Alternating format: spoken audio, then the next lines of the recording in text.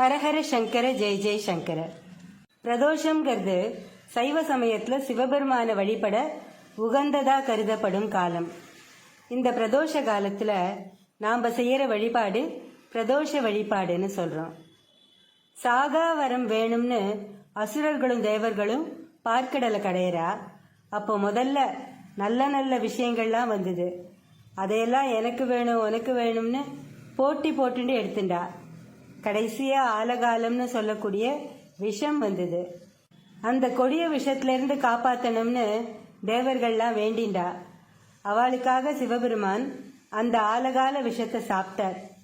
அந்த விஷம் சிவபெருமானோட வயிற்றுக்கு போகாம பார்வதி அவரோட கழுத்தை இறுக்கி பிடிச்சிட்டா. அதனால ஆலகாலம் சிவபெருமானோட கழுத்தை நீளமா மாத்திடுது. அதனாலதான் சிவபெருமானுக்கு நீலகண்டன்னு ஒரு பேர் இருக்கு. உலகத்துக்கும் ஏற்பட இருந்த பெரிய அழிவை சிவபெருமான் காப்பாற்றிய வேலைதான் பிரதோஷ வேலை.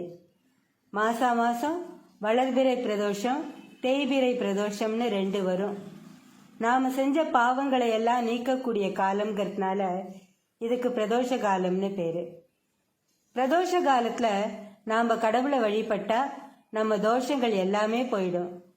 அந்த நேரத்துல கோவில்கள்ல செய்யப்படும் அபிஷேகத்துக்கான பொருள்களை நாம வாங்கி கொடுக்கறது ரொம்ப ரொம்ப விசேஷம். பிரதோஷ அபிஷேகத்துக்கு பால் வாங்கி கொடுத்தா நீண்ட ஆயுளும், சந்தனம் வாங்கி கொடுத்தா மகாலட்சுமி கடாட்சமும் கிடைக்கும்னு சொல்லுவா.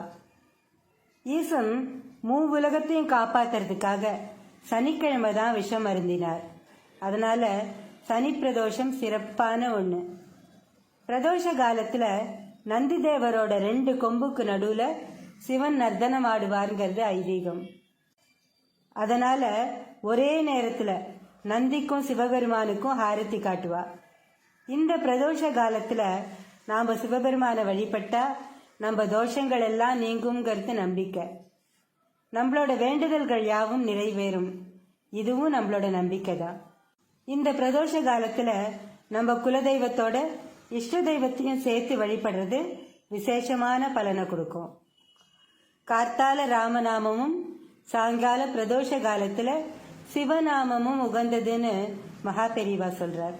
பிரதோஷ காலத்துல எளிமையான இந்த மந்திரத்தை எல்லாரும் சொல்லலாம்னு மகா பெரியவா சொல்லியிருக்கார்.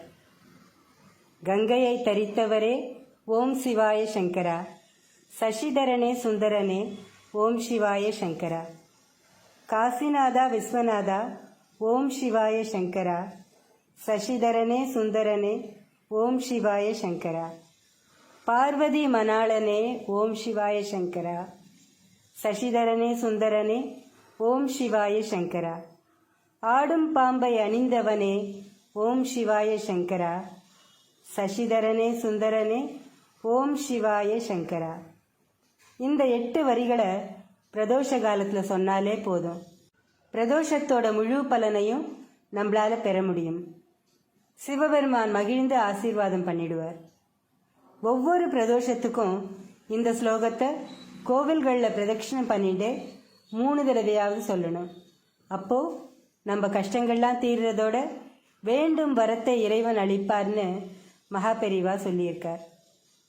என்னோட சொந்த அனுபவத்துல இதை செய்யறதுனால கஷ்டங்கள் குறையறத கண்கூடா பார்த்துருக்கேன். எல்லாரும் இந்த பிரதோஷ காலத்துல பக்கத்துல இருக்கிற சிவன் கோவிலுக்கு போய் சிவ தரிசனம் பண்ணலாமே.